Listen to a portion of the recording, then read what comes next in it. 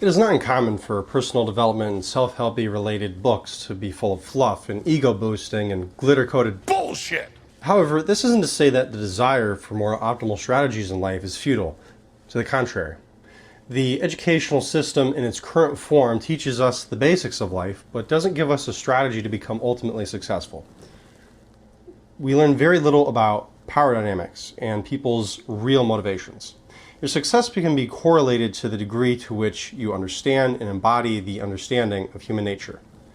Today we are discussing none other than Robert Greene, who is the author of The Laws of Human Nature, 48 Laws of Power, Mastery, The Art of Seduction, and The 50th Law, to name a few. And Greene admits that he has a bit more of a pessimistic view of humanity than authors in the personal development genre, even going so far as to say, there's a little bit of cunt in everyone, in all of us, including myself. All of us, though? Yeah. And those who deny it, and hopefully you're not one of them. Deny. Are actually crypto cunts. Greene's work isn't just cynical, though. His books argue that only by seeing our inner nature, our greed, our envy, our tendencies to just fuck each other over in order to get ahead, can we become truly successful. We can overcome these tendencies in themselves and recognize them in those who might exploit us by taking a step back and seeing things rationally. In his 48 Laws of Power, Greene suggests, as he suggests in the title, it's about power dynamics. In spirituality and personal development, particularly the more new agey content, it's not uncommon to hear things like, well, I don't care about money or power in order to be happy. And I would say it's fair to recognize that money and power have addictive qualities to them, and that we'd probably be better living in a hunter-gatherer type society. However, chances are that you are going to work in a corporation or start a company of your own or work in a team with other people in some capacity. Even if you decide to live in a happy little hippy-dippy tribe, human nature still applies. So, what are a few of these laws of power?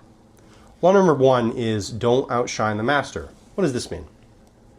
We can recognize that people are pretty insecure, envious, and jealous.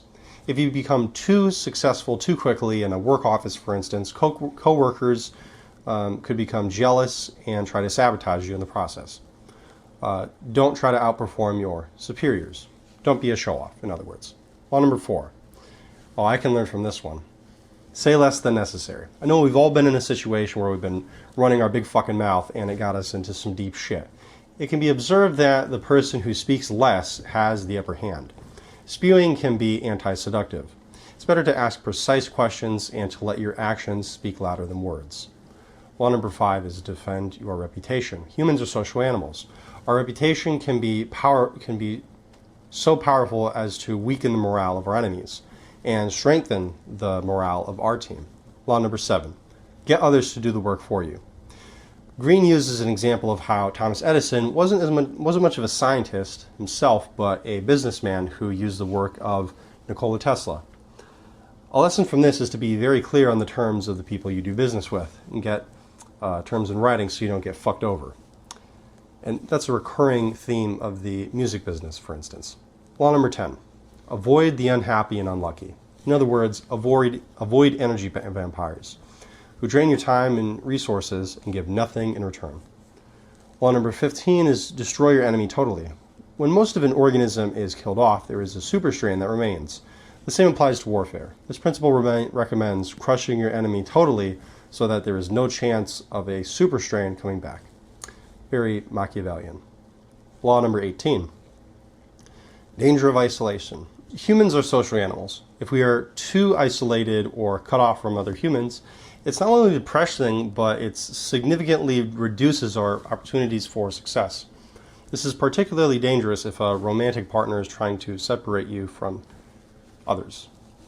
Law number 27 is create a cult. Play on people's need to believe, which examines how gullible humans are. I actually have a video on this entire chapter on my channel titled Robert Greene, How to Create a Cult in 5 Easy Steps. Although the chapter mainly examines charlatans, it's useful to recognize groupthink tendencies with marketing, branding, politics, competing, businesses, etc. See my video on groupthink. Law number 48. Assume formlessness. And I like this one because it has some non-dual implications.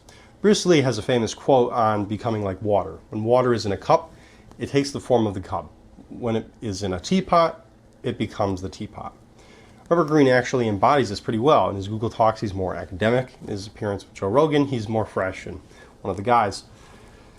You might think that this is fake and you should always just be yourself. A way to think of this is that we have different facets of ourselves that can be useful for different contexts. Who we are around our friends is not who we are with coworkers, and who we are with coworkers is not who we are around romantic partners. Having a more flexible identity can be extremely useful for becoming successful. The Laws of Human Nature, a more recent of his titles. Now we're going to explore Robert Greene's most recent book, The Laws of Human Nature. The 48 Laws of Power are known for being more Machiavellian, but some argue that the laws of human nature, in the laws of human nature, he's softened a bit. The law of narcissism. Now, if you've read the 48 Laws of Power, or even just turn on the news from time to time, it's pretty easy to see that we're all narcissistic cunts. We have this tendency in us for survival. We want to have plenty of cash in the bank account, a good career, a romantic partner, etc. The way to reverse our narcissism is to develop empathy and to look outward towards the needs of others instead of just focusing on ourselves. Recognizing narcissistic qualities can also help us from getting screwed over. The law of role-playing. We have an outer face that we project onto the world, as well as an inner face. Not to be confused with an interface. A great way of reading people is to see their facial expression and body language. For instance, the next time you give someone some good news, see if they have a genuine light up in their face or a microsecond of envy. Facial expressions can be a great way to see people's real motivations. The law of self-sabotage. Often our circumstance is not what determines our success, but our perception of the circumstance. If we change how we perceive the situation we're in, it invites more opportunity for success and happiness. The law of grandiosity.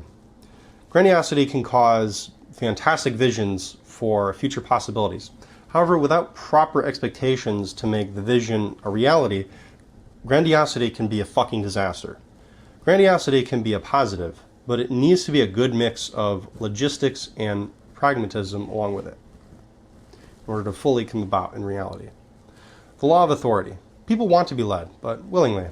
They want someone who will take their best interests into account. However, you're not their equal, and you deal with setbacks, and how you deal with setbacks and loss determines your future as a leader. Qualities of a great leader include authenticity, vision, value, power, aura, and right attitude. Mastery. All of us have some ideal to attain, but it can be, whether it be getting shredded like Jean-Claude Van Damme, or shredding like Steve Vai, or climbing some sort of mountain towards mastery. Greene argues that becoming a master doesn't come from your genetics or being some kind of a crazy superhuman. It comes from some vision of who you could become from a very young age, and the persistence and relentless dedication to the realization of that dream over the 10,000 hours or so of becoming a master. Mastery is accessible to anyone, especially on the internet, with thousands of cheap courses available for anyone to learn any skill.